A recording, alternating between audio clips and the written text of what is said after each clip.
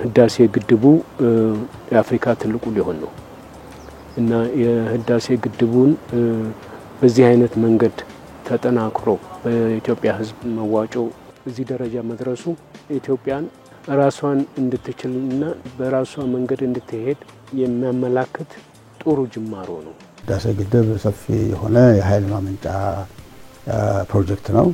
ፕሮጀክት እንደሚታወቀው እየተጠናቀቀ ነው ያለው። 2 ሙሌቶች ተካሂደዋል። አሁን በቅርቡ መጀመሪያ የኃይል ማመንጨት ይጀምራል። የመነጨው ኃይል አስተዋጽኦ ያደርጋል ማለት ነው። የኃይል እጥረትን ያስወግዳል ማለት ነው። ኢትዮጵያ በዚህ በግዳሴ ግድቡ መጠናቀቅ የምታበረክተው ለምስራቅ አፍሪካ በተለይ የኃይል ምንጭ ትሆናለች። የኢኮኖሚ ትስስሩን ያጠናክራል ብያምናለሁ። የህዝብን ግንኙነትን ያጠናክራል።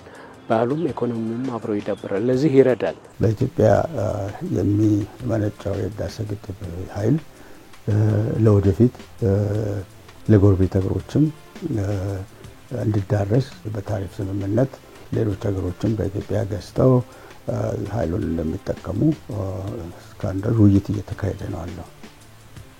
እስካሁንም ሱዳን ትገዛለች ተወሰነ፣ ጅቡቲም እንደዚሁ።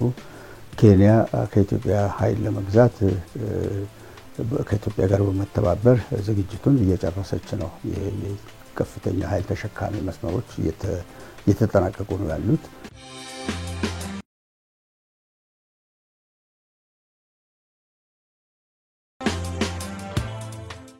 የኢኮኖሚው መጠናከር ወሳኝ ነው ለማንኛውም ሀገር። ኢኮኖሚው ሲጠናከር ነው የፖለቲካ ሂደቱ ሊቃና የሚችለው። ህዳሴ መጠናቀቅ ለዚህ ትልቅ አስተዋጽኦ አለው ብዬ አምናለሁ። ወደ ጎረቤት ሀገር ሄዶ ሸጦ ገንዘብ የማግኘት ብቻ አይደለም፣ ከጎረቤት ሀገር ጋር በሰላም አብሮ ለማድረግ የሚደረገውን ትስስርና ትብብር ያጠናክራል። ይሄ ትልቅ አስተዋጽኦ ነው። በተለይ እስካሁን ድረስ በጦርነት ለታመሰው የአፍሪካ ቀንድ ሀገር ይሄ ትልቅ አስተዋጽኦ ነው ብዬ ነው የምገምተው። መሆንም ያለበት እንደዚህ ነው። በሰላም ለመበልጸግ ከቻል ነገር ለህዝቡም ለሀገራችንም ጥሩ መንገድ ነው ብዬ አምናለሁ እና ለዚህ የዚህ የቀጠናው መጠናከር የአፍሪካ ቀንድ መጠናከር ለአፍሪካም ለራሱ ትልቅ መጠናከር ይሆናል።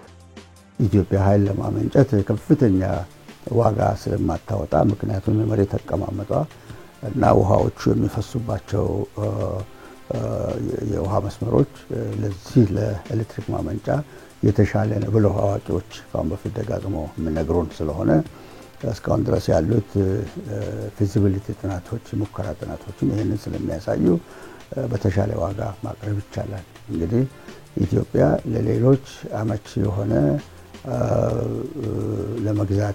ለመግዛት በሚያስችል ዋጋ ንጹህ እና ታዳሽ ኃይል ማቅረብ ብቻ ሳይሆን ዋጋውም ለነሱ ኢኮኖሚ ደጓሚ ሊሆን ይችላል ማለት ነው። ስለዚህ ለነሱ ጠቃሚ ስለሆነ ከኢትዮጵያ የመግዛት አማራጭ ይወስዳሉ።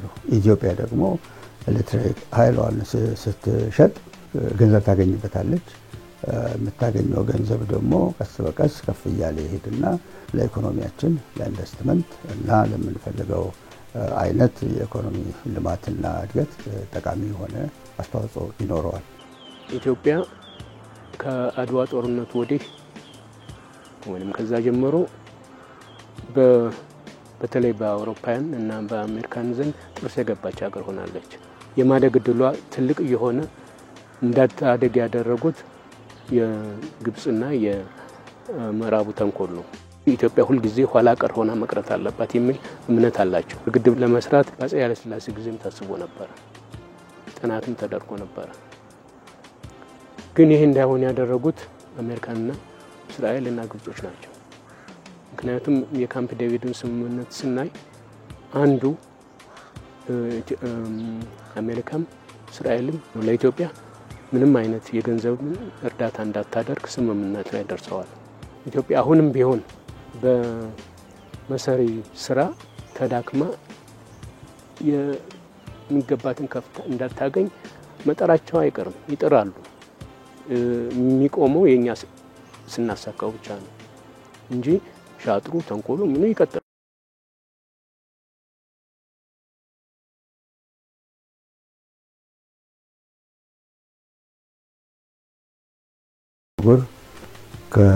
ከ1980 በፈረንጆች አቆጣጠር ጀምሮ ቀጠናዊ የሆነ ትስስር በተለይም በልማት አንጻር ለማጎልበት ብዙ ትስስሮች ሞከሩ ቆይተዋል። ነገር ግን ይህ ሁሉ በጣም ብርቱ የሆነ የተግባር እንቅስቃሴ እና የሀብት ልማት ከሀገሮችም በሰፊው ስለሌለ ያለፉት 40 ዓመታት እየተጓተተ ያለ የቀጠናዊ ትስስር ነው።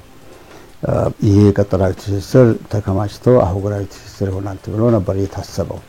የኢትዮጵያ ታላቁ ህዳሴ ግድብ በዚህ አንጻር ምን ሚና አለው ሲባል ኃይል ማመንጨት ልማትንም ከሌላ ኢኮኖሚ ልማት ጋር አስተባብሮ መስራት ለወደፊት ለአፍሪካ ቀጠናዊም ሆነ አህጉራዊ ትብብር እጅግ በጣም ከፍተኛ አስተዋጽኦ ሊያደርግ እንደሚችል መገመት ይቻላል። የሀገራችንን ሰላምና አንድነት አጠናክረን